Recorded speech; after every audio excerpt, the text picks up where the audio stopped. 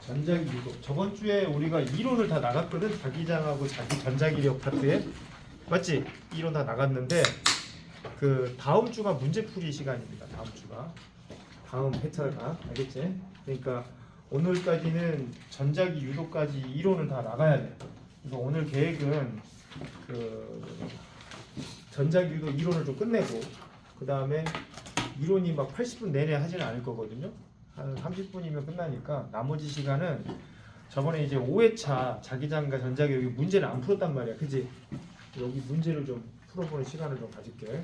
알겠지? 그럼 다음 주에는 문제풀이 할 때는 자기장과 여기 파트 문제 다 풀어보고 전자기 유도 문제까지 다 하면 될 것 같아. 이렇게.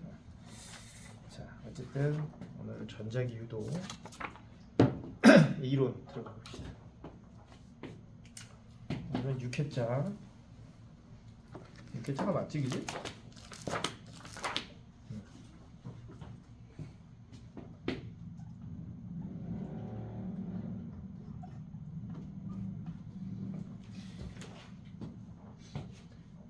다들 왜 이렇게 기가 죽은 것처럼 이렇게 조용하냐? 아, 유찬이가 없어서 그런가 지금? 아, 원래 유찬이가 지금 입안에 마스코트가 없어서 지금 이렇게 좀 조용하고 그래 지금. 어? 근데 이제 유찬이가 좀 얘기 좀 하고 막 그랬어야 되는데 오늘따라 왜 이렇게 조용한가 했더니. 자, 어찌됐든 전자기 유도는 우리가 다른 말로 하면 이렇게 부르기도 합니다. 발전의 원리. 발전의 원리. 발전이 뭐야? 다네. 발전이 뭐야? 응. 발전. 발전이 뭐야? 뭐 디벨롭? 어? 뭐야 발전이? 아니 발전도 몰라 지금. 여기서 말하는 발전이 뭔지 모르는 거야 지금? 전기를 생산해내는. 그지? 그래 안 그래? 네, 그런 활동, 그런 원리들을 이제 발전의 원리라고 얘기합니다. 전기를 생산해내는 원리. 이게 이제 전자기 유도라고 부르는데 발전기는 어디서 쓰지? 발전소에서 쓰지, 그지? 그래, 기본적으로 맞냐?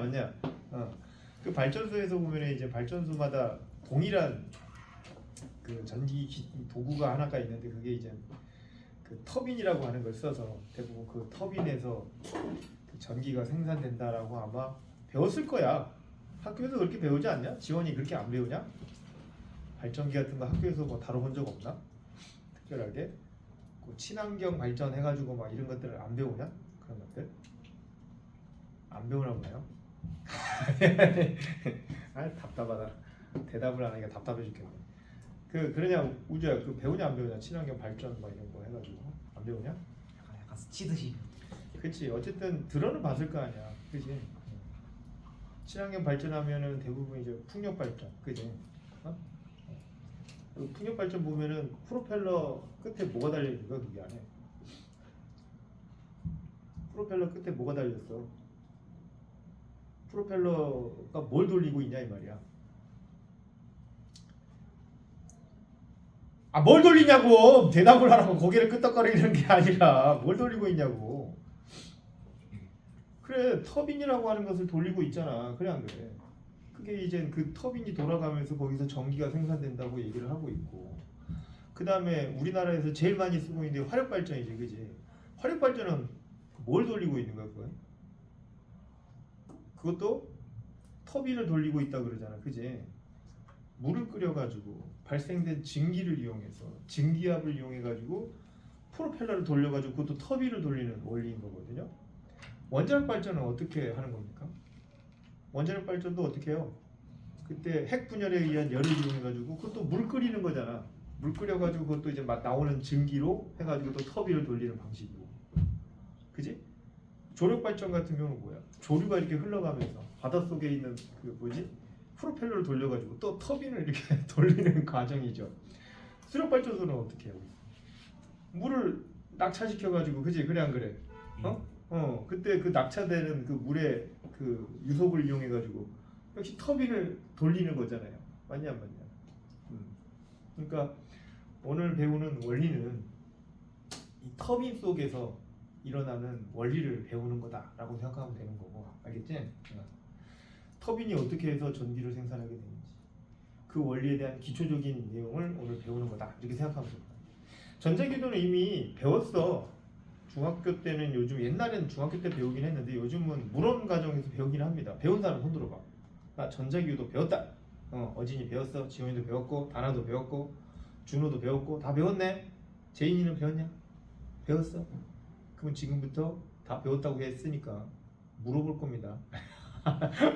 알았어 부담스럽지. 알았어 다 까먹었다 이 말이지. 배우긴 했는데 기억은 안 난다. 어쨌든 예전에 한번 배우긴 했었는데 오늘 다시 한번 그런 원리를 좀 이렇게 상기해내면서 복습하는 시간을 좀 갖도록 합시다. 알겠죠? 네? 전자기 유도 현상은 일종의 이제 어떤 현상이냐면은 이런 거야. 발견된 현상입니다. 발견. 예. 뭔가를 이렇게 고안해가지고 발명한 게 아니라 발견된 현상이에요. 발견된 현상. 이게 이제 그 책에는 이제 어떤 형태가 가장 많이 나오냐면은 이걸 코일로 자꾸 설명을 하던데 꼭 코일은 아니어도 상관은 없는데 어쨌든 책에는 이제 코일로 많이 나와 있으니까 코일로 일단 설명을 해볼게.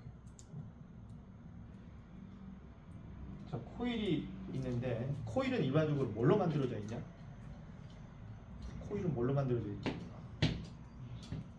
기본적으로 금속을 이용하지. 금속, 그지? 그래 안 그래? 금속을 이용하는 이유는 뭐 때문이야? 아이씨 고개 끄덕거리지 말고 우주야 얘기를 하라고. 얘기 입 없어 입? 있습니다. 금속으로 구성되어 있는데 금속으로 구성된 이유가 뭐 때문일까? 기본적으로 그렇지. 내부에 뭐가 있어? 자유전자가 있는 그런 물질이지 금속이라고 부르는 것은. 그럼 금속이 아닌 걸로는 전자기 유도 현상을 일으킬 수 있을까 없을까? 기본적으로 불가능합니다. 그러니까 전자기 유도 현상을 일으키기 위해서는 기본적으로 어떤 준비물이 필요하냐면 금속. 금속이 필요한 이유는 물질 내에 뭐가 있어야 되는 거냐면 자유전자, 프리일렉트론이 있어야만 기본적으로 가능한 현상입니다. 코일이라고 하더라도 아무 코일을 갖고 와가지고 그냥 플라스틱으로 대충 이렇게 감아놓는다고 해가지고 이런 현상이 일어나는 건 아니라는 얘기죠. 반드시 금속이어야 된다. 기본적으로 도서는 구리로 구성되어 있잖아, 그지? 그래 안 그래? 구리가 아니어도 상관이 없습니다. 이 코일을 알루미늄으로 만들어서 될까 안 될까? 전자기 유도 현상 일어날까 안 일어날까? 일어납니다. 철로 만들어져도 일어나고요. 기본적으로 너희들이 알고 있는 금속이란 물질이면은 이 현상은 다 일어날 수 있다라고 생각하면 돼. 지금 현재 꼭 이런 형태가 아니어도 상관은 없습니다. 일단 기본적으로. 근데 이제 왜 코일의 형태를 띠게 되면 띠는 걸로 이렇게 해서 가장 설명을 하는 거냐면 이게 전자기 유도 현상이 가장 강하게 일어날 수 있는 조건이기 때문에 이런 형태를 띠고 있다라고 보시면 되는 것 같고, 그냥 도선만 해놓은 거예요. 이런 모양으로. 다른 준비물 아무것도 없습니다. 얘는 뭐야 이거? 전류겠지 전류계. 그지? 그냥 그래. 그냥 단순히 이 도선에 전류가 흐르고 있면은 그 흐르는 전류의 양을 측정하기 위한 그냥 도구일 뿐이야. 그 어떠한 장치도 되어 있지 않습니다. 참고로 이렇게 끊어져 있으면 될까 안 될까? 끊어져 있으면은 전자기 유도 현상이 발생을 하더라도 안 발생하는 건 아닙니다. 발생을 하지만 연속적으로 흐를 수가 없죠. 맞냐 안 맞냐? 이게 전류계 측정이 될까 안 될까? 측정이 안 된다. 그래서 역시 이것도 회로를 구성하고 있어야 되겠다라는 겁니다. 반드시. 근데 이제 이런 장치에다가 뭘 준비해야 되냐면 자석 하나를 준비해서 이 자석을 그냥 코일 쪽으로 가까이 가져가기만 하면 여기 있는 이 전류계에 전류가 흐르는 것을 확인할 수가 있습니다. 그냥 단순히 가까이 가져가기만 해도 이런 현상이 생깁니다. 근데 여기서 중요한 건 가까이 다가갈 때 전류계에 눈금이 딱 찍히다가 가까이 다가왔어. 여기까지 왔어 이제. 그리고 멈췄어. 그러면 눈금도 다시 0으로 이렇게 측정이 되면서 전자기 유도 현상에 의한 전류가 측정이 안 됩니다. 자석이 뭐냐 가까우냐가 전자기 유도 현상을 일으키는 조건이 아닙니다. 그리고 다시 자석을 갖다가 뒤로 이렇게 쭉 뺐어. 뒤로 이렇게 다시 멀리 이렇게 가져갔어. 그랬더니 갑자기 또 이 전류계의 눈금이 또 이렇게 측정이 됩니다. 멀리 갔다가 또 멈췄어. 그랬더니만은 여기 또 측정이 안 돼. 자, 여기서 공통적인 사항이 있어. 언제 전기가 흐르는 게 측정이 되는 거야? 자석이 움직일 때. 그치? 그래 안 그래? 자석이 움직일 때만 여기서 전류가 측정되는 현상을 발견을 합니다. 골 때리지 않냐? 그치? 자석이 가까이 있다고 해가지고 여기 전류가 흐르는 게 아닌 것 같아. 뭔가 가까이 가는 과정 그리고 멀어지는 과정 속에서 여기서 전류가 측정되는 현상을 발견을 합니다. 웃기는 현상이지, 그지? 그래 안 그래? 그러면 과학자들은 대체 분석을 해야 될 거 아니야, 제인아. 과학자들은 대체 무슨 현상이 일어나서 이런 현상이 됐다라고 생각을 했을까? 배웠잖아. 얘기해봐. 뭔가 있어야 될 거 아니야, 그지? 뭔가가 변했기 때문에, 뭔가가 흐르지 않을 때와 흐를 때 뭐의 변화가 생겼기 때문에 이런 전류가 이렇게 발생한다고 생각을 했을 거 아니냐 이 말이지, 그지? 그래 안 그래? 대체 과학자들은 뭐야 이게 뭐 이렇게 떨어져 나가냐? 과학자들은 대체 뭐가 변해가지고 이 도선에 전기가 흐를 수 있다고 생각을 했을까? 뭘 기준으로 해서 설명하려고 했을까 이 현상을? 자기장의 흐름이 변해? 자기장의 흐름이 변한다는 말은 무슨 말이냐 대체? 자기장의 흐름이 변한다. 승우인가? 승우냐? 이름? 승우 맞냐? 네가 한번 설명해봐. 자기력선이. 그렇지. 과학자들은 이 현상을 뭔가 수치화하거나 아니면 논리적으로 이거 설명이 필요하잖아, 그지? 뭔가가 변하긴 하는데 그때 어떠한 것에 대한 물리량이 변해서 이런 현상이 생길까에 대해서 바로 방금 승우가 얘기했던 것처럼 자기 역선의 변화로 이 현상을 설명하려고 했어. 자기력선. 자, 그럼 여기서 생각을 해보자. 우리가 그 앞선 배웠던 자기장 파트 저번 주에 배웠던 거잖아. 거기서 이제 자기력선을 이용해서 수치화하는 물리량이 두 가지가 있다고 그랬습니다. 뭐였냐? 그 우주가 얘기해봐. 뭐 있지? 내가 저번에 새롭게 도입된 물리량 두 개 있다 그러면서 가르쳐 줬잖아. 뭐하고 뭐야? 잠시만.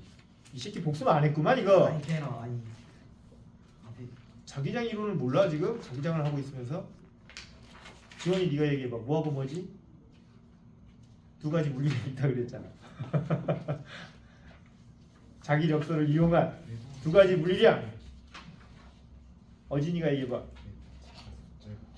그렇지. 자기선속. 자기선속이랑 자기장의 세기. 이 두 가지 물리량이 저번 주에 새롭게 도입되면서 고등과정 때 너희들에게 제시가 됐던 새로운 물리량이다 라고 얘기했는데 이 자기력선의 변화를 뭐로 설명하려고 했냐면 자기 선속으로 설명을 하려고 했다 이 말이야, 과학자들이. 그러니까 다시 결론적으로 얘기하자면 과학자들은 이 현상을 뭐의 변화라고 생각했냐면 바로 이 코일을 통과하는 자기 선속의 변화, 이것이 전자기유도 현상, 즉 전기를 발생해주는 원인이지 않을까 이렇게 예상을 했다는 얘기예요. 뭐라고요? 뭐의 변화라고?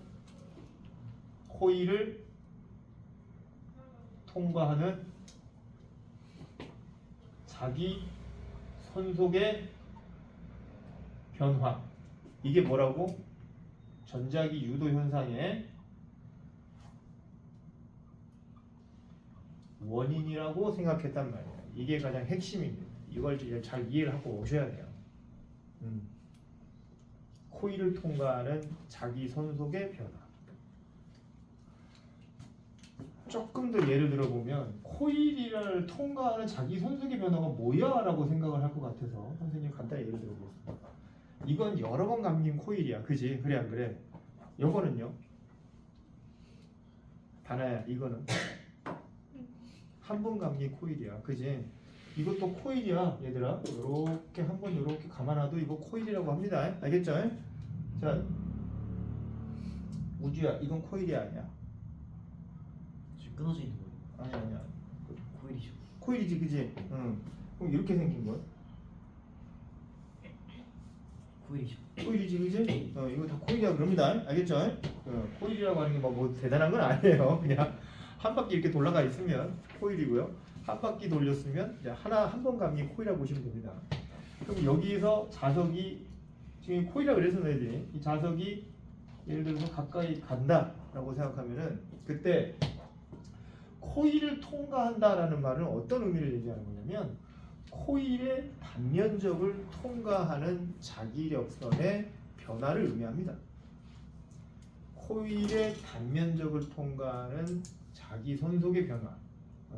이것이 전자기 유도 현상의 가장 핵심적인 원인으로 보고 있다는 이제 과학자들이 보기에는 뭘 통과한다는 얘기요?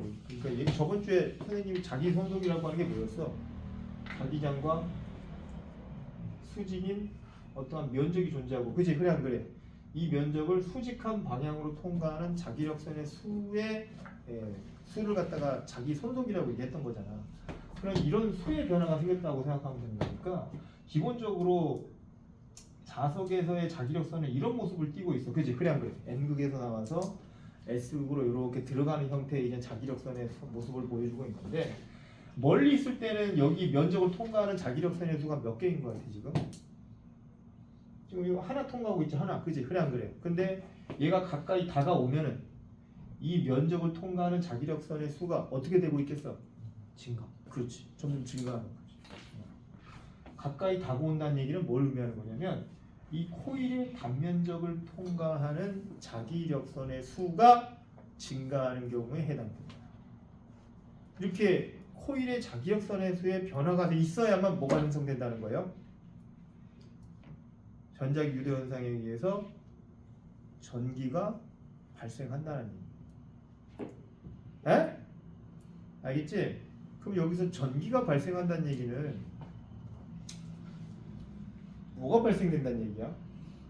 전류, 전압, 뭐 이런 것들로 이렇게 물리량으로 설명한다면 전기가 발생한다라고 하는 것은 뭐가 형성이 되는 것을 얘기하는 걸까요? 이 전자기 유도 현상이라고 하는 것은 발전의 원리라고 그러는 대체 뭘 발생을 시키는 놈인 거야? 결과로는 전류가 흐르는 현상이지만 그 전에 뭐가 있어야 전류가 흐르는 거야? 그 전에 전압이 있어야 돼, 전압. 그래서 이 전자기 유도 현상은 기전력이라고 해가지고 이게 기전력을 다른 말로 하면 이제 전압을 의미합니다. 전압을 발생시키는 원리 중에 하나라고 보면 될 것 같아. 즉, 이 자석이 가까이 코일 쪽으로 가까이 다가오면서 코일의 단면적을 통과하는 자기력선의 수가 변하면 그걸 원인으로 해서 기전력 이런 걸 뭐라고 얘기하냐면 유도되어서 기전력이 발생한다. 그래서 유도 기전력이라고 부릅니다. 다른 말로 좀 더 쉽게 얘기하면 유도 전압이지. 유도 전압 알겠지? 유도 전류를 유도 전압, 유도 기전력에 의해서 여기서 그래서 그 원인에 의해서 발생되는 전류가 있다고 한다면 그 전류를 뭐라 그래? 유도 전류라고 부릅니다. 좀 용어들이 좀 익숙하냐? 나는 계속 썼던 용어라서 익숙한 편인데 너희들 입장에서는 익숙하지 않을 수 있어서 선생님이 일부러 좀 세세하게 설명을 좀 하는 거거든. 어쨌든 그래서 이 도선에 이렇게 전류가 이렇게 흘러버리는데 그때 흐르는 이런 전류를 유도전류. 이런 유도전류가 왜 발생하는 거예요? 유도 기전력이 발생해서. 유도 기전력은 왜 발생하는 거예요? 전자기 유도 현상 때문에. 이렇게 설명하시면 됩니다. 알겠습니까? 대충 감이 오냐? 대충. 그럼 가까이 갈 때 전기가 흘렀다고 한다면 이번에는 가까이 와서 딱 멈춰버리면 왜 안 흐른다는 거야? 왜 안 흐르는 거야? 그렇지. 이 도선의 단면적을 통과하는 자기 손속의 변화가 없으니까 유도전류가 안 흐른다는 얘기입니다. 이거 이해하실 수 있겠어요? 예? 예. 예. 전자기 운성은 유도 현상은 언제 일어나냐면 이런 코일의 단면적을 통과하는 자기 손속의 변화가 있어야만 일어난다. 그래서 가까이 다가가는 것뿐만이 아니라 언제도 일어나냐면 뒤로 멀어지면 어떻게 돼? 줄어요. 그렇지. 이 면적을 통과하는 자기 손속의 수가 이제 줄어들지, 그지? 그때도 유도전류가 흐른다는 얘기입니다. 예. 그럼 여기서 이제 의문을 하나 가져.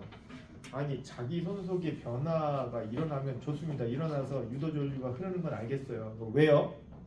왜 그러는 건데요? 이렇게 설명하는 사람, 이렇게 묻는 친구들도 있긴 하더라고. 네. 근데 솔직히 결론부터 얘기하자면 잘 모릅니다. 그 시스템을. 예. 정확한 원인에 대해서는 아직 좀 밝혀진 게 없어. 아직은. 너희들도 아마 찾아보면 잘 안 나올 거야 그 자료들이. 근데 설명 하나 달라고 하려면은 설명을 해줄 수는 있습니다. 근데 이제 그게 의미가 있을까라고 한다면은 별 의미는 없어. 예.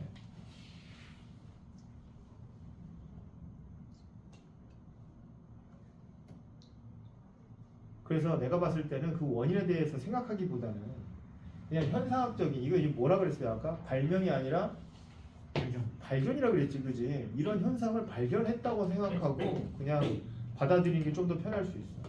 내가 이 원인에 대해서 좀 더 명확하게 알고 싶어. 그런 사람들 어떻게 하면 되냐면 대학가정 가서 해도 돼. 늦지 않아요, 특별하게. 네. 대학가정 가서 해도 늦지 않고. 그리고 좀 더 깊이 있게 하고 싶다. 좀 더 이거에 대해서 더 깊은 연구를 하고 싶다 그런 사람들은 영작교 들어가서 해. 별로 그렇게 중요한 건 아니니까. 이 원인에 대해서 절대 묻지 않습니다, 너희들한테. 왜요? 잘 모르니까. 확실하지 않으니까. 알겠지? 근데 굳이 너희들이 설명해 달라면은 그 전자의 스핀, 쌍극자, 모먼트 이런 걸로 이제 설명을 해야 되긴 합니다. 근데 이제 별 의미는 없다는 얘기예요. 그걸 해봤자 시간만 그냥 쭉 낭비하는 것뿐이지. 지금 우리가 해야 될 일들이 좀 있으니까 그냥 너희들은 그냥 이 정도만 받아들이면 될 것 같아. 아 이것이 전자기 유도 현상의 원인이겠구나. 아 이런 것들의 변화가 있으면 아 전자기 유도 현상이 생기는 거구나. 이렇게 예상하시면 될 것 같습니다. 알겠죠? 근데 그러면 선생님 코일을 이렇게 여러 개 만들어 놓는다는 것은 그러면은 이거 무슨 현상인 거예요? 라고 생각해 볼 수도 있는 거잖아요. 그지? 자, 코일 하나짜리에서도 방금 얘기했지만 이 코일의 면적을 통과하는 이런 자기장에 의해서 유도 기전력이 발생을 하게 되면 코일이 여러 개면 어떨까? 각각 코일을 통과하는 뭐가 생기는 거야 이번에는? 각각의 코일을 통과하는 자기 손속의 변화가 생기면서 각각의 코일마다 유도 기전력이 각각 발생한다는 얘기지. 그럼 그 유도 기전력이 합쳐지면서 어떻게 될까? 그 힘은 더 세지죠. 더 강해지겠지, 그지? 그래 안 그래? 그래서 코일을 이렇게 여러 번 감아서 쓰는 이유는 그런 유도 기전력을 좀 더 강하게 만들기 위한 방법론 중에 하나다. 이렇게 이해하시면 될 것 같아요. 오케이? 이게 끝이 아니라 이제부터 시작이야. 예. 이제부터 시작이야.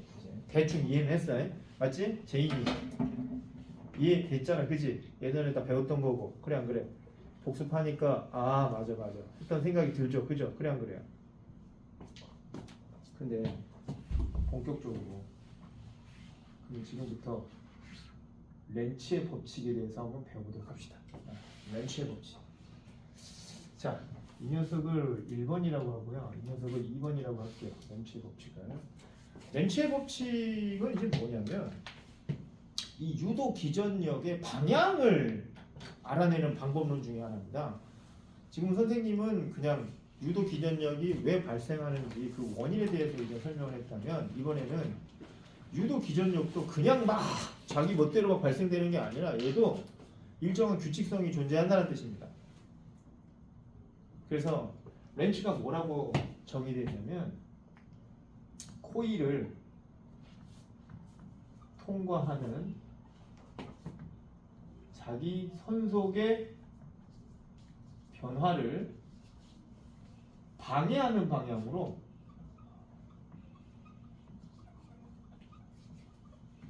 유도 기전력이 발생한다 이렇게 정의했거든. 이게 일종의 유도 기전력에 대한 방향에 대한 규칙성입니다. 그러니까 코일을 통과하는 자기 손속의 변화를 방해하는 방향이라는 게 이게 대체 뭘까를 한번 고민을 해봐야 되는데, 자 아까도 얘기했지만, 자 자석이 가까이 다가오면 코일의 면적을 통과하는 자기 손속이 증가하는 경우일까 아니면 감소하는 경우일까? 자석이 코일 쪽으로,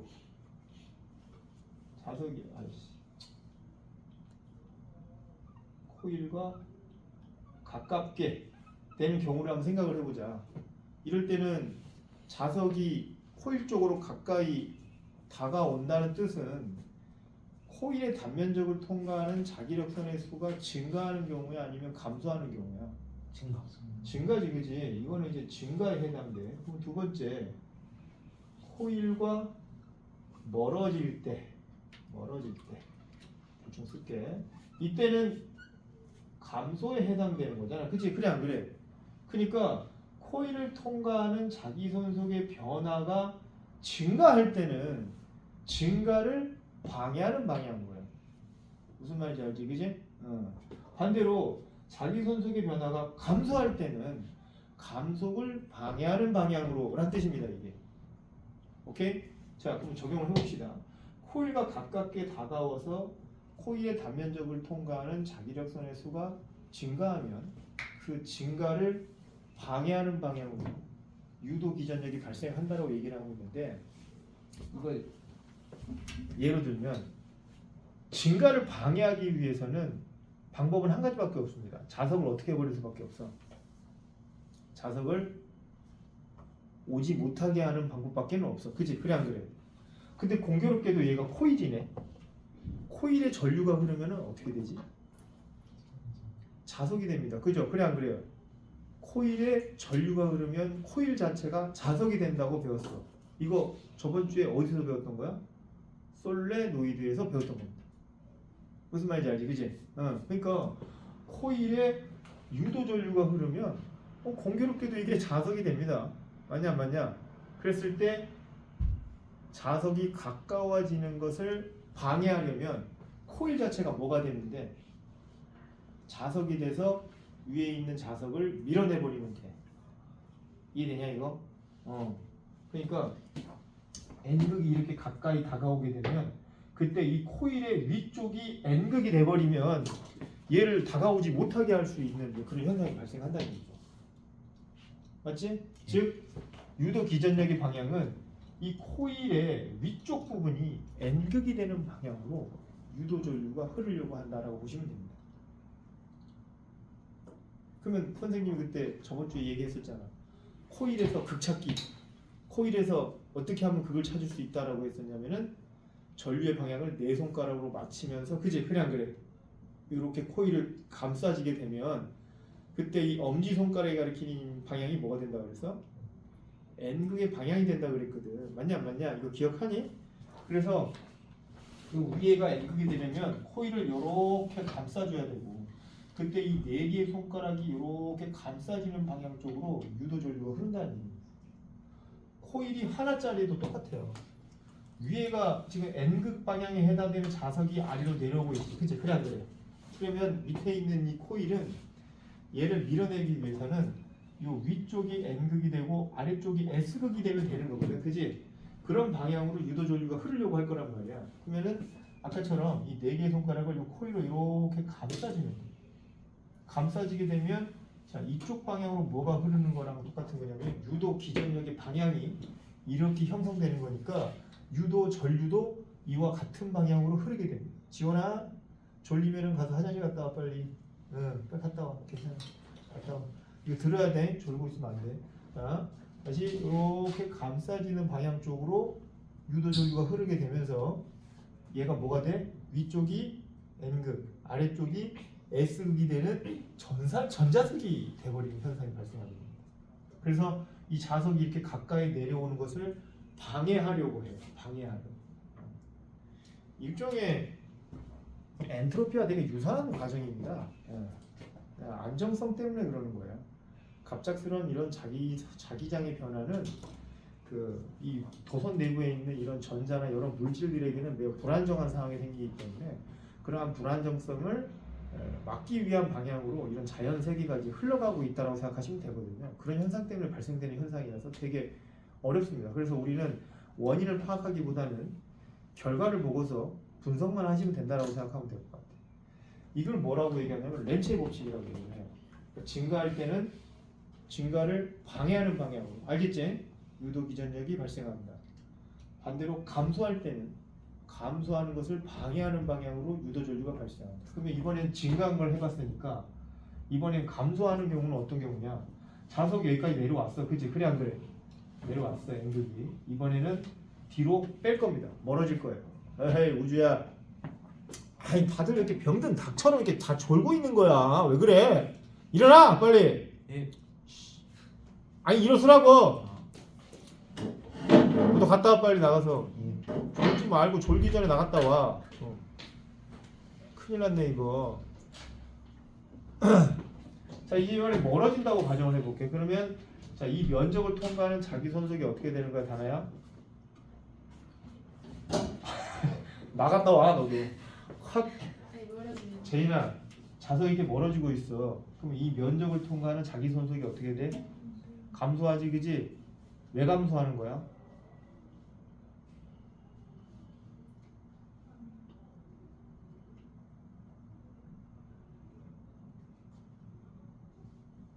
자기력선의 밀도는 어디가 높아? 극쪽이 높은 거지, 그지? 극이 멀어진다는 얘기는 자기 손속의 밀도가 낮아지는 거니까. 그래 안 그래? 그러니까 이 면적을 통과하는 자기력선의 수가 감소하게 되면 그럼 이번에 어떤 현상이 일어날까? 감소한 걸 방해해야 돼. 어떻게 해야 돼? 자석이 멀어지는 걸 막아야 돼. 그래 안 그래? 그러려면 어떻게 해야 돼? 이 위쪽이 무슨 극이 돼야 될까? 그렇지. S극이 되면서 얘를 어떻게 해줘야 돼? 잡아 끌어줘야 돼. 이번에 못 가게. 그래야 되지 않겠습니까? 아래쪽이 이번에는 N극이 되는 방향이야. 그럼 유도전류 아까처럼 이렇게 감싸지게 되면 어느 쪽이야? 이제 아까랑 유도전류의 방향이 어때요? 반대로 바뀌었지, 그지? 그래 안 그래? 아까는 이쪽으로 전류가 흘렀는데 이렇게 반시계로 전류가 흘렀는데 이번엔 자석이 멀어지게 되면 시계 방향으로 이렇게 전류가 흐르는 현상이 생긴단 말입니다. 이거 시험이 나올까 안 나올까? 나올까 안 나올까 이런 거. 이런 방향 구하는 거 나오지 않겠냐? 유도 전류에 대한 방향 구하는 거. 맞냐 안 맞냐? 가장 핵심적인 거 아니에요? 내가 저번 주에 얘기했잖아. 이거 못하면은 그 솔레노이드 극착기라든지 자기 손속에 대한 개념 모르거나 이러면은 전자기 유도 현상 할 수 없다고 그랬죠. 그래서 저번 주에 대한 내용에 대한 복습이 되게 필요해. 안 그러면 전자기 유도 이거 못 가. 여기까지 확장이 안 된다고. 저번 주가 어리버리하면. 근데 내가 독서실에서 가봤더니 물리 공부를 하고 있는 놈이 50명 중에 한 명 있더라. 한 명. 씨 어떻게 된 게 물리 공부하고 있는 애들이 없어. 우주 했어 안 했어? 살짝 가볍. 그렇지 살짝 했지 살짝. 그지? 하기 싫어갖고 수능을 했어 안 했어 물리 공부? 잤을 때 했다고? 자습을 안 한다. 다나는 물리 했어 안 했어? 너 물리 제일 싫어하잖아. 그지? 제가요? 물리 제일 좋아하죠. 제일 좋아한다고? 담임이 물리 교사인데 물리 좋아해야 되겠지, 그지? 물리 좀 공부 좀 하세요, 제발. 예? 이론 개념이 안 잡히면 아무것도 할 수 없다니까. 어려운 것도 아니잖아, 솔직히. 이거 한번 읽어봐줘도 되지 않냐? 이것만 줘도? 선생님도 학창 시절에 이런 거 다 배웠지만 그리고 이거 내 스스로 한 번만 공부해주면 내 것을 금방 만들 수 있거든요. 잘 안 하더라고, 희한하네. 자, 어쨌든 진짜 중요한 겁니다, 이거. 렌츠의 법칙이 이거 적용이 안 되면은 전자기 유도 자체는 문제를 아예 접근할 수가 없어. 근데 그 원리를 한번 깨우쳐 버리면 전자기 유도만큼 쉬운 것도 없어. 근데 입시에서 자기 파트에서 어디서 시험 문제 제일 많이 나올까? 이 전자기 유도는 빠진 적이 없는 것 같아. 빠진 적 지금까지 입시 문제. 진짜 빠진 적이 없는 것 같아.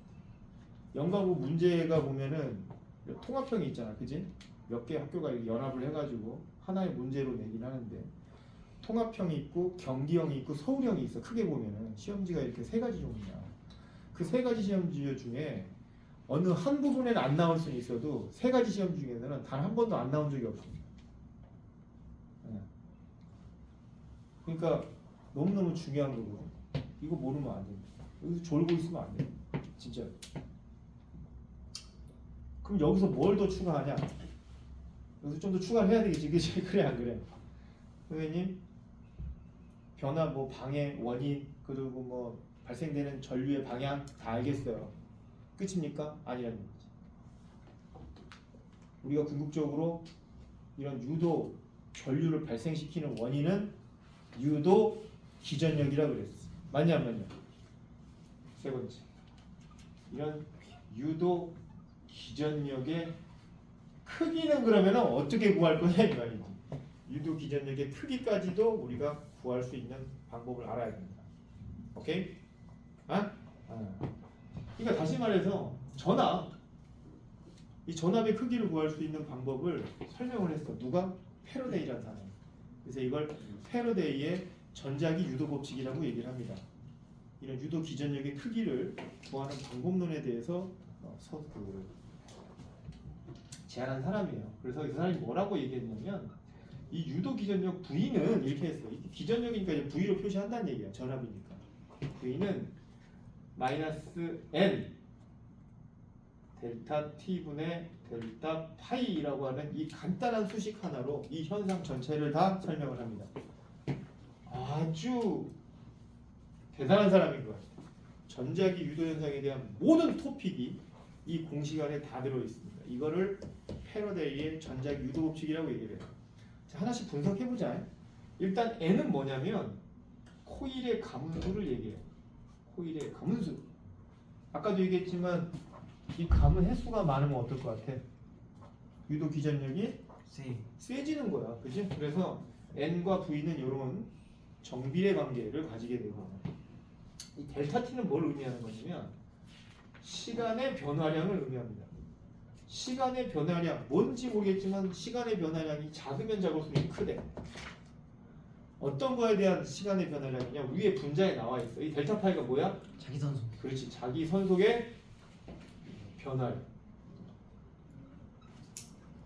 그러니까 이 두 개를 이렇게 합치면 뭐가 되냐면 자기 선속의 시간적 변화율이 됩니다. 시간적 변화율. 이게 델타 T분의 델타 파이야. 이게 짧은 시간 동안에 자기 손속의 변화가 크면 어떻다는 거야, 승우야? 전압이 커진다는 얘기잖아. 그러니까 조금 더 예를 들면은 여기로 가볼게요. 자석이 천천히 내려오는 것보다는 어떻게 내려와야 되겠어? 빨리 내려와야 돼. 그래야 델타 T가 작아져. 그지?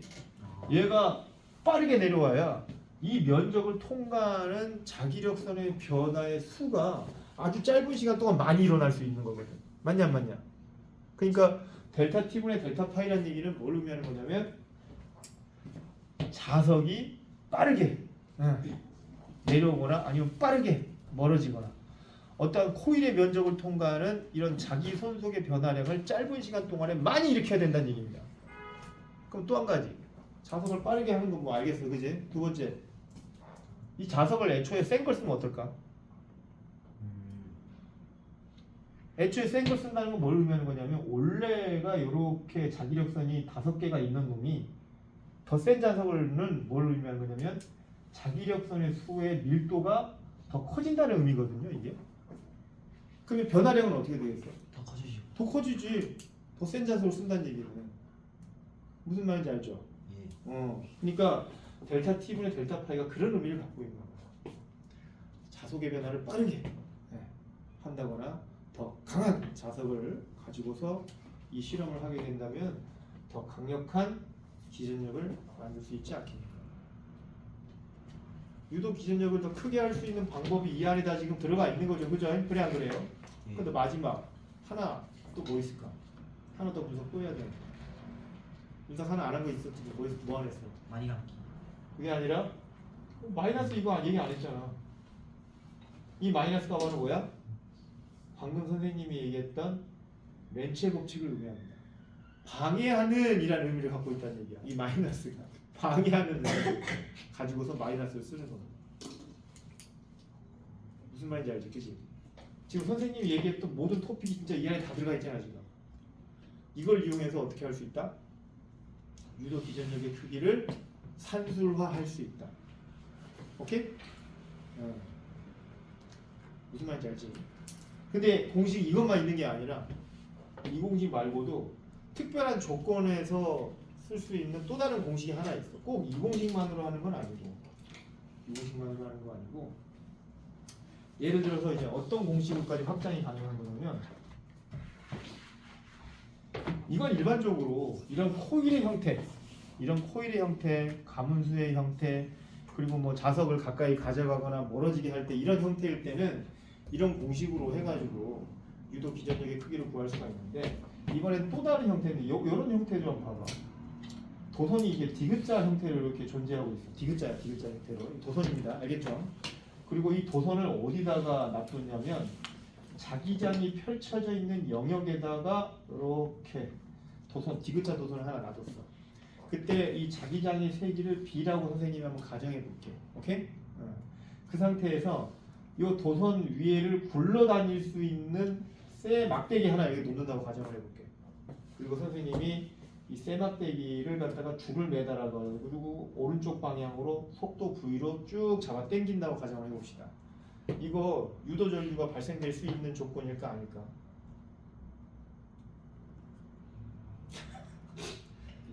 유도 전류가 흐를 수 있는 조건일까 아닐까? 뭐 결론적으로 얘기하면 당연히 유도 전류가 발생될 수 있는 조건입니다. 여기서 코일이 있어. 어떤 게 코일일까? 막대기만 코일이야?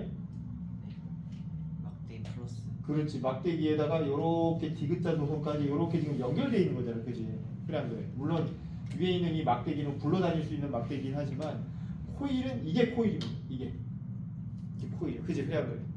그때 유도 전류의 발생 조건을 보면은 코일을 통과하는 단면적, 그지? 단면적을 통과하는 자기력선의 수의 변화가 생겨야 되는 건데 이게 단면적이라고 가정을 해보면 내가 코일을 여기 있는 막대기를 오른쪽으로 잡아 당긴다는 얘기는 뭘 의미하는 거냐면 이 코일을 구성하고 있는 면적이 어떻게 된다는 얘기야. 면적이 넓어진다는 거. 면적이 넓어지면 당연히 자기력선도 어떻게 되겠어? 더 많은 자기력선이 통과하지 않을까? 그래 안 그래? 자, 이 델타 파이라고 하는 것은 저번 주에 배웠어. 파이는 BS라고 했습니다. BS 기억나냐 안 나냐? 우리 그 자기 손수 구하는 공식 파이는 BS라고 하면서 저번 주에 한번 가르쳐 준 적이 있는데 델타 파이는 BS 중에 델타가 하나 있으면 되는 거거든. 그러니까 델타 BS일 수도 있고 또는 B 델타 S일 수도 있는 거거든. 그러면서 델타 파이가 형성될 수 있다는 얘기야. 여기서 델타 B는 뭘 의미하는 거냐면 이 외부에 펼쳐져 있는 이 자기장의 변화가 있으면 델타 B가 있다라는 얘기고요. 맞죠? 그래 안 그래요? 반대로 델타 S가 있다는 얘기는 뭘 의미하는 거냐면 면적의 변화량이 있으면 된다는 얘기입니다. 근데 지금 이 조건에서는 이 델타 B가 만약 이게 일정하다는 가정이면 지금 이 조건은 이 면적의 변화가 생기면서 델타 파이가 형성되는 그런 과정이거든. 이런 것들은 맞지? 그때 얘를 갖다가 B라고 가정을 하고 이 델타 S 대신 이걸 갖다가 소위 속도 V로 가고 있으니까 V 델타 T로 대체해서 써주면 가로 길이가 되고요. 그때 이 길이를 L이라고 가정을 하면 이 면적은 V 델타 T에 L로 대체해서 써줄 수가 있거든. 일반적으로. 그때 이걸 갖다 어디다가 집어넣으면 여기다 집어넣으면 기전력 V는 마이너스 N에 델타 T분의 V 델타 T의 L 이렇게 바꿔 써줄 수가 있고 그럼 델타 T가 이렇게 사라지고 이 코일이 지금 몇 번 감긴 거냐면 한 번 감긴 거니까 얘를 1로 바꿔주면 공식이 어떻게 되냐면 어떻게 되냐? B가 빠져. B가 여기 하나 있어야지, 그지? 요게 이제 B가 있어. 여기 B가 하나 있으면 그러면은 B V L 마이너스 BVL이라는 공식이 이렇게 나오는 거잖아, 그지? 그래 안 그래? 예. 이런 식의 공식을 이렇게 대체해서 이렇게 이 경우에 맞춰가지고 이렇게 변형시킬 수가 있게 되는데 이 공식이 유도 기전력을 구하는 또 다른 공식 중에 하나인 겁니다 이게. 근데 이제 이 녀석을 갖다가 BVL 이렇게 쓰면 좀 암기하기가 조금 힘드니까 그리고 이 마이너스는 렌치의 법칙이니까 그지? 그냥 그래 그냥 방향에 대한 부분이니까 이걸 갖다가 우리가 B, L, V로 대체해서 써주고 일명 이걸 브라보 공식이라고 얘기하면서 암기를 한다. 일명 브라보 공식. 그러니까 원래 이게 유도 기전력의 크기를 구하는 방법이에요. V는 마이너스 n 델타 t분의 델타 파이. 이건 이제 패러데이의 전작 유도 법칙인데 사실 이걸 이용해서 유도 기전력을 크기를 구하는 그 문제는 거의 안 나옵니다. 거의 안 나와. 왜냐하면 가르쳐 줘야 될 여러 조건들이 너무 까다로워서. 그래서 대부분의 문제들이 유도 기전력 구하는 문제들의 열의 8은 요 공식을 응용하는 경우가 대부분이거든요. 그래서 너희들이 굳이 이거 여기서 뭔가 암기를 해야 된다고 한다면은 요거를 암기를 해주면 유도 기전력의 크기를 산술화할 수 있다라고 생각하면 되는데 알겠지?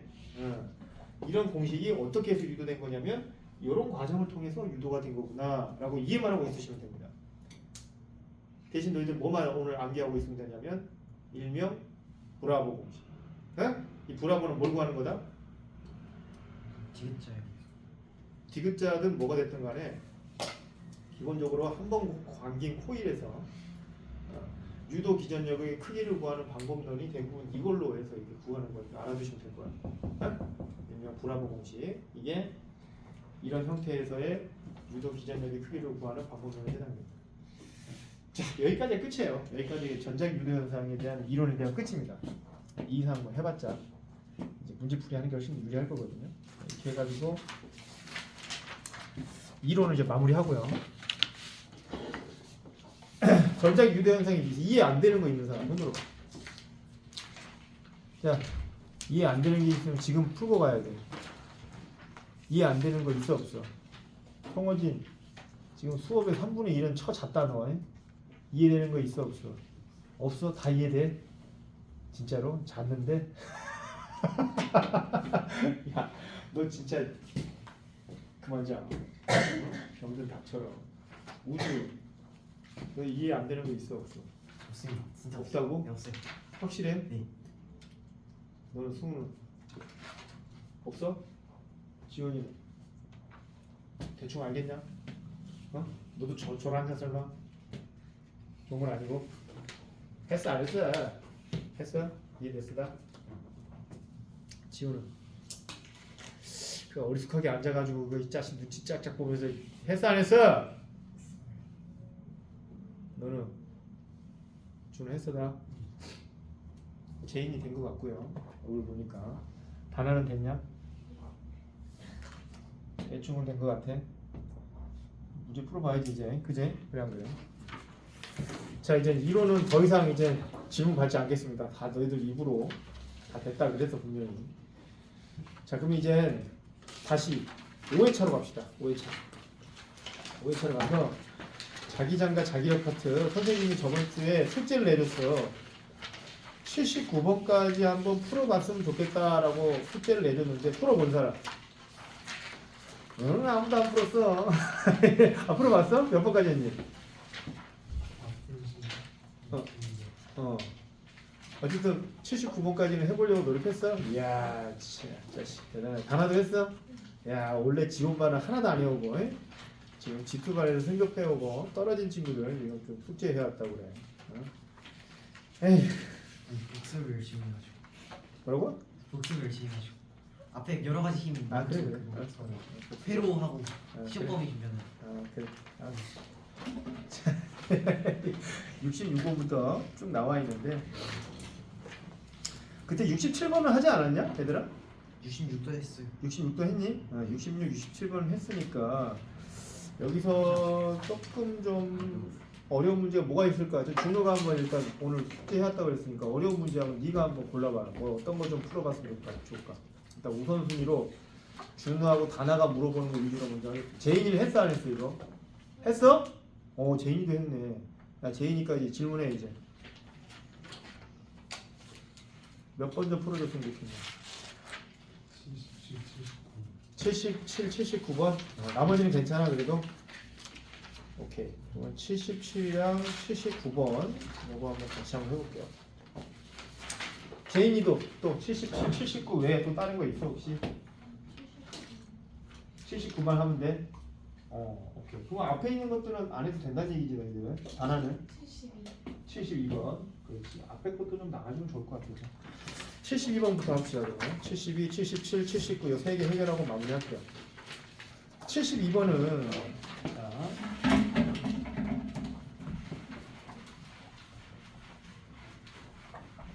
아이고, 미안. 자, 72번부터 보면은 좌표상에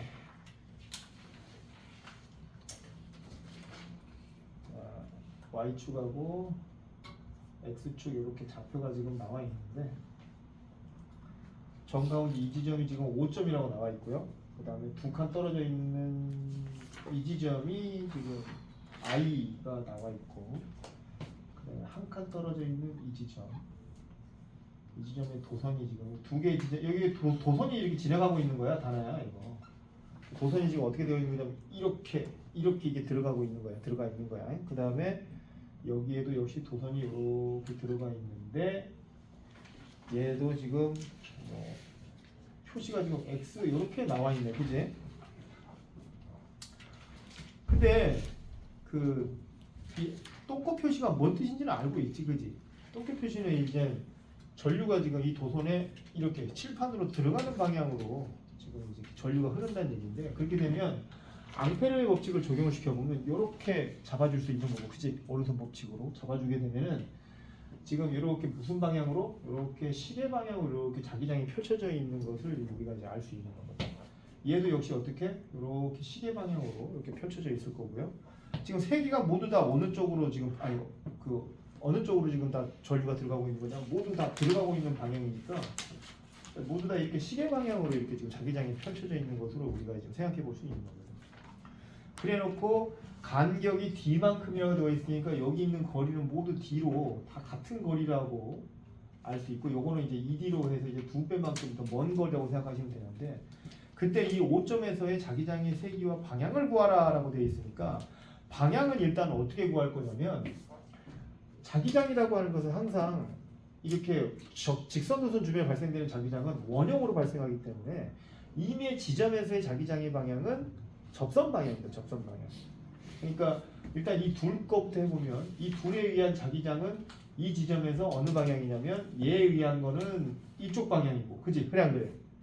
얘에 의한 거는 이쪽 방향이야. 근데 둘 다 같은 크기의 전류가 흐르고 있으니까 서로 반대 방향의 자기장은 어떻게 되겠어? 서로 상쇄가 돼버리지, 그지? 그러니까 요거 두 자기장은 이 두 도선에 의한 자기장은 서로 상쇄가 돼서 없어져 5점에서. 근데 아직 누구는 남아있어? 얘 건 남아있잖아, 그지? 얘는 어느 방향이야 그러면? 요렇게 돌고 있으니까 시계 방향이 있으니까 이 지점에서 이렇게 위쪽으로 이렇게 발생되는 자기장을 가지고 있지 않을까. 그래서 방향에 대한 부분에서는 답은 Y 방향이 되는 겁니다. Y 방향 플러스 Y 방향. 그 다음에 세기에 대한 부분에서는 그 선생님이 직선도선 주변에서 발생되는 자기장의 세기는 어떻게 구한다고 했지? B는 K R분의 I라고 하는 이런 공식 쓴다 그랬지, 그지? 여기에 단 K 값이 얼마나 나와 있냐면 2 곱하기 10의 마이너스 7승이라고 나와 있는데 굳이 선생님은 이런 상수값을 넣어서 계산하라고 얘기하고 싶지는 않습니다. 그냥 그런 것다라고 참고만 하고 K로 놓고 놔도 답안에는 문제가 안 돼요. 알겠죠? K로 놓게 되면 결국은 R분의 I로 구하면 되는 거니까 R이 얼마큼 떨어져 있어? ED만큼 떨어져 있으니까 K에 ED분의 전류도 I만큼 흐르고 있으니까 I라고 써주면 이게 답이 될 것 같습니다. 이렇게 쓰면 될 것 같아요. 이걸 굳이 2.0 곱하기 10의 마이너스 7승의 ED분의 I고 이렇게 써줘야 되냐 이거? 이렇게 쓸만한 문제는 아닌 거잖아 이거는, 그치? 맞냐 안 맞냐? 그러니까 이렇게만 써줘도 답이 될 것 같다. 이게 72번에 대한 문제이고요. 그 다음에 77번 아 그리고 내가 저번에 76번 풀지 말라 그랬잖아, 그지? 76번은 해결했어요. 이거 답만 써놔 얘들아. 루트 2b제로입니다. 루트 2b제로. 76번에 루트 2b제로입니다. 다음에 할 때 선생님이 다음 주에 설명을 해줄게요. 왜 루트 2b제로인지 혹시 풀 수 있는 사람만 풀어보시고. 그 다음에 77번. 이거 되게 자주 나오는 유형인데 77번은. 아이고.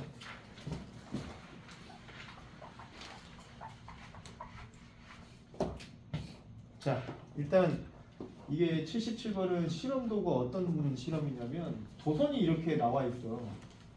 금속으로 된 이렇게 도선이 나와 있고 그 밑에 그 아래쪽에 나침반이 이렇게 지금 있는 거거든. 나침반이, 그지? 나침반 받침이 이렇게 나와 있으면 나침반이 지금 있는 거야. 근데 이제 이때 전류계, 전원장치, 가변저항 뭐 이런 것들을 놔뒀다고 되어 있는데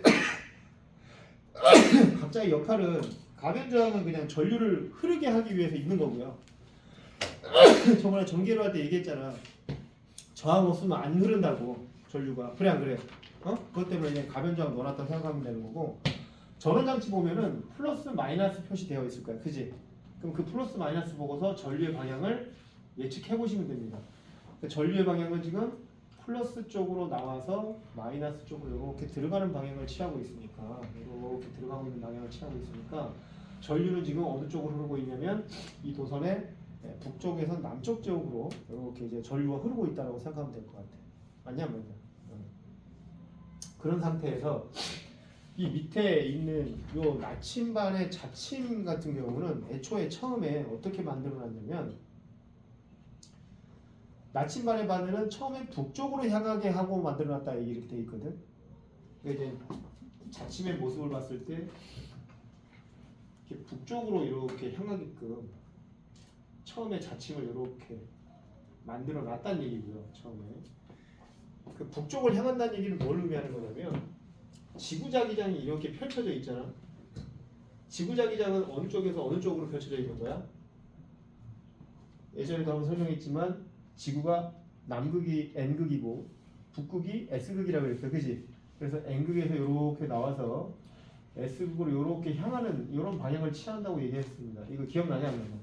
예. 기억나지, 그지? 그러니까 나침반을 북쪽극에다가 맞춰놨다는 얘기는 뭘 의미하냐면 이 자침의 바늘을 이 지구의 자기장과 같은 방향으로 지금 맞춰놨다는 뜻입니다. 이게 무슨 말인지 알지, 그지? 그 상황에서 전류가 이렇게 흘러버리잖아요. 그러면 이 전류에 의한 자기장을 갖다가 우리가 살펴보면은 아래쪽으로 전류가 흐르고 있다는 뜻이고, 맞냐 안 맞냐? 그때 이 네 개의 손가락으로 이렇게 감싸지게 되면 이 나침반이 지금 도선 아래 안쪽이 밑에 있는 거잖아 지금. 맞냐 안 맞냐? 그러니까 이 네 개의 손가락이 자침을 오른쪽, 즉 동쪽 방향으로 때리고 있는 모습을 갖다 우리가 확인해 볼 수 있는 거거든. 그지? 그래서 이 자기장을 전류에 의한 방향의 자기장이 지금 동쪽 방향으로 이렇게 딱 때려버리다 보니까 얘가 이 자기장에 대한 이 오른쪽 방향으로 때리는 이 자기장 때문에 자침이 어떻게 돼? 오른쪽으로 이렇게 틀어진 거라고 생각하면 되는 거예요. 이해되지, 그지? 원래는 이렇게 똑바로 섰다가 얘 때문에 이렇게 틀어졌단 말이야.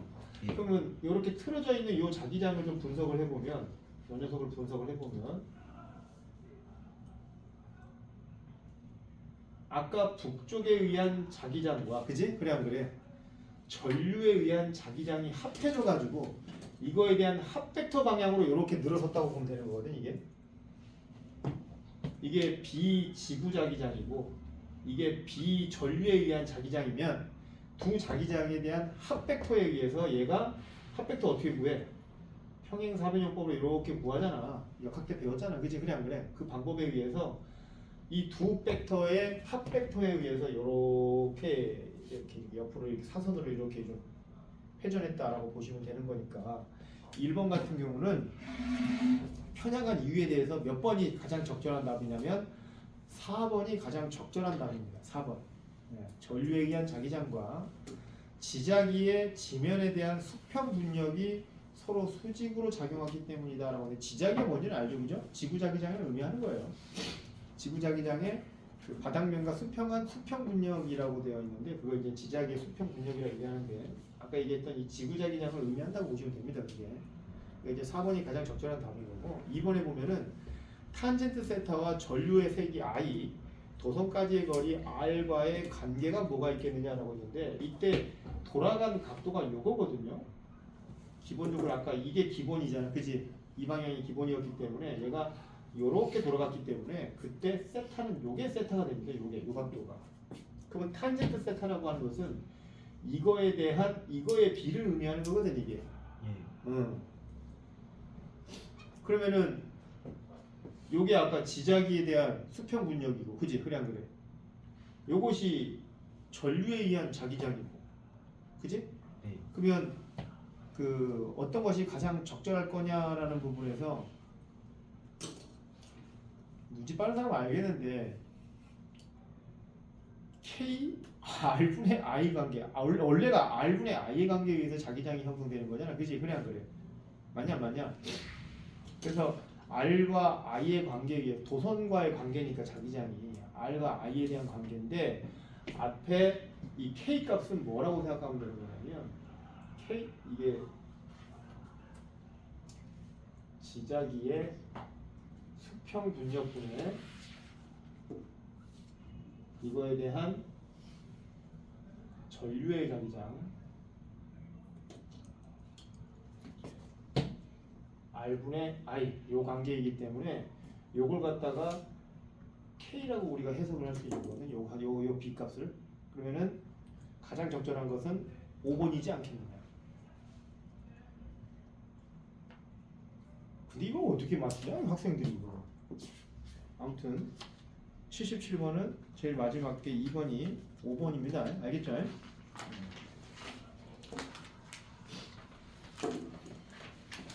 K R분의 I 찾으라는 거야 그냥. K R분의 K R분의 I 찾으라는 겁니다 그냥. 그래서 요걸 K로 놓은 거예요. 문제 같은 게. 그 다음에 79번.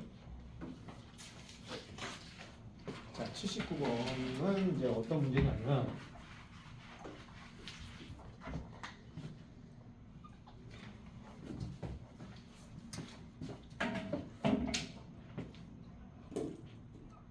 자, 지금 도선 하나가 이쪽으로 I1이 흐르고 있다라고 되어 있거든. 전류가 흐르고 있는데 거기서부터 일정한 거리만큼 떨어져 있는 A만큼 떨어져 있는 거리에 네모짜리 이렇게 도선이 이렇게 이렇게 코일이라고 부르죠. 도선이라고 부르겠네요. 이렇게 네모 도선이 이렇게 이제 구성되어 있대. 그때 이 길이가 이제 A라고 나와 있는데 그때 이제 여기서 반시계 방향으로 I2가 지금 흐르고 있다라고 나와 있거든요. 자, 문제를 한번 읽어볼게요.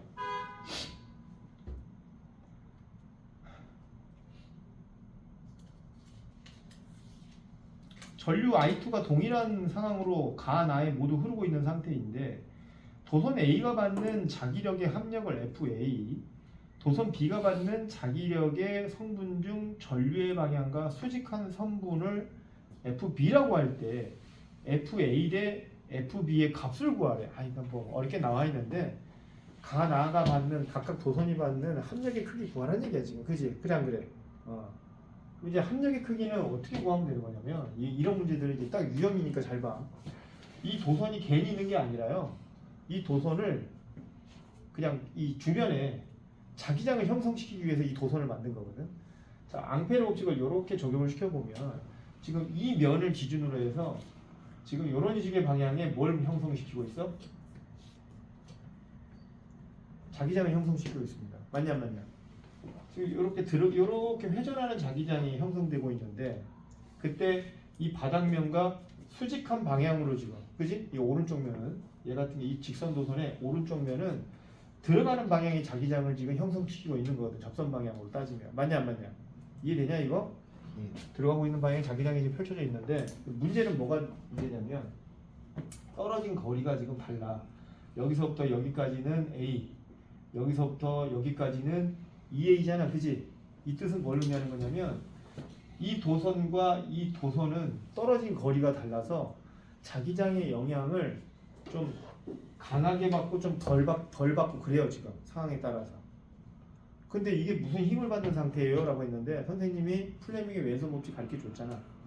그때 자기장과 전류의 방향이 서로 수직한 상태면 손바닥 방향으로 힘을 받는다고. 그래서 이쪽 도선 같은 경우는 지금 힘 받습니다. 어느 쪽으로 힘을 받냐면은 들어가는 방향의 전류의 방향이 아래쪽이기 때문에 오른쪽으로 힘을 받아 지금 이거. 그지? 그래 안 그래? 그리고 이쪽 도선 같은 경우는 전류가 지금 위로 흘러가고 있기 때문에 안쪽 방향으로 이렇게 힘을 받고 있는 상태라고. 맞지? 그리고 요 위쪽 도선도 두 개도 힘을 받고 있는데 어느 쪽으로 힘을 받고 있냐면은 요 위쪽 도선은 아래쪽으로, 요 아래쪽 도선은 위쪽으로 힘을 받고 있다. 근데 이 힘의 크기가 어떤 느낌이냐면 여기선 제일 강하고 점점 약해져. 점점. 그지? 왜냐면 점점 멀어지잖아 지금. 그지? 그래 안 그래? 근데 요 밑에랑 대칭이야. 맞냐 안 맞냐? 그래서 밑에 도선이랑 위에 도선이 받는 힘은 상쇄돼 버려. 서로 대칭이기 때문에. 그럼 우리는 어떤 것만 고려해 주면 되는 거냐면 이 도선과 이 도선이 받는 힘만 고려해 주면 돼. 이해되지, 그지? 근데 이쪽 도선이 받는 힘의 크기를 이제 F, 이쪽 도선이 받는 힘의 크기를 F 프라임이라고 가정을 했을 때 F 값은 어떻게 구하면 될까? K에 A만큼 떨어져 있으니까 A분의 여기에 I2가 흐른다고 그랬지. I2 이렇게 해주면 돼. 그리고 이쪽 도선이 받는 힘 같은 경우는 역시 K에 2A분의 I2. 힘의 크기가 몇 대 몇이야? 2대 1의 힘의 크기를 지금 갖고 있는 거잖아. 그래 안 그래? 그러면 이걸 B값으로 설정하면 돼. B값으로. B값으로 설정하면 된다. 그러면 얘 전체 받는 힘의 크기는 예를 들어서 이걸 내가 F라고 했어. 그러면 이건 얼마야? 2분의 1F인 거잖아. 맞냐 안 맞냐? 네. 그러니까 얘가 받는 힘의 크기는 2분의 1F인 거야. 오케이? 이렇게 설정하면 된다는 얘기입니다. 그냥 간단하게. 힘에 대한 B값만 구하면 되는 거니까. 근데 이번에는 이런 도선이 어떻게 되어 있는 거야? 똑같은 직선 도선 I1이 흐르고 있는 직선 도선에 니은자 모양으로, 그지? 이번에는 맞지? 니은자 모양으로 지금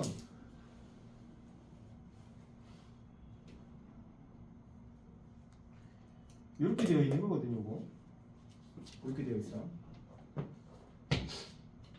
그래서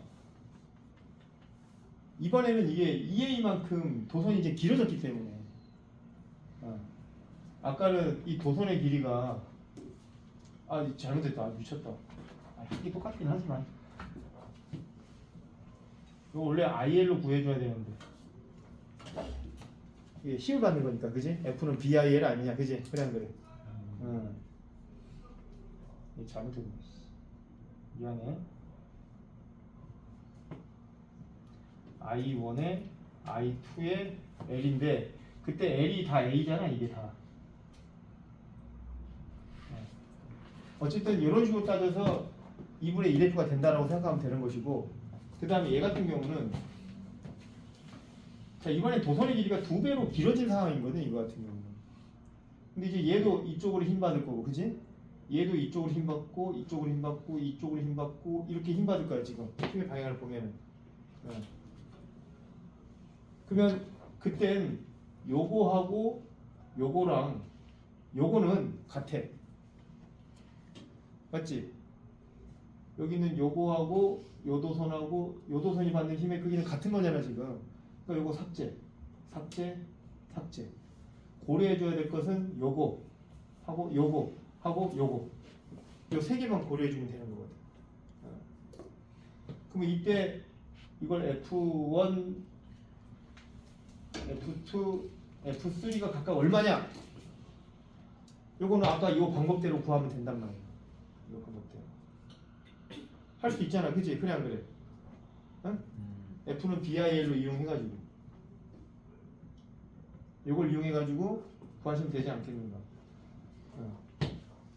이 B에다가 뭐 쓰면 되냐면 요거 K 2A분의 1 I1 K A분의 I1 이런 식으로 해가지고 이 도선에 의한 자기장의 세기를 B에다가 대체해서 써주고 도선에 흐르는 전류가 아까 I2라 그랬으니까 여기다 I2 집어넣어주고 L에다가는 도선의 길이 넣어주면 되는 거니까 이 도선 같은 경우는 EA 집어넣어주고 이 도선 같은 경우는 A 집어넣어주고 해주고 계산 가능하잖아 지금. 그래서 합벡터 구해가지고 요거랑 B값 구하시면 될 것 같습니다. 그렇게 해서 얘 구하면 얼마 나오냐면 이게 6분의 7F 나와요. 계산해보면 얘는 아까 2분의 1F 나왔잖아. 그치? 흐린 거에. 그래서 이거하고 몇 대 몇이냐 이렇게 알아보는 문제인데 정답은 3대 7입니다. 3대 7. 자 이렇게 해가지고 세 문제 선생님이랑 같이 풀어봤습니다. 자 오늘 숙제는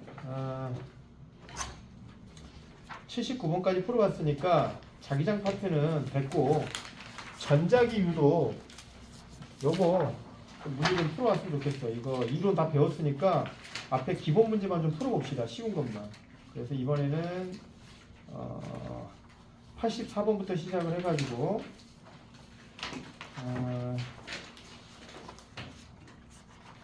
91번까지 좀 풀어보는 게 어떨까.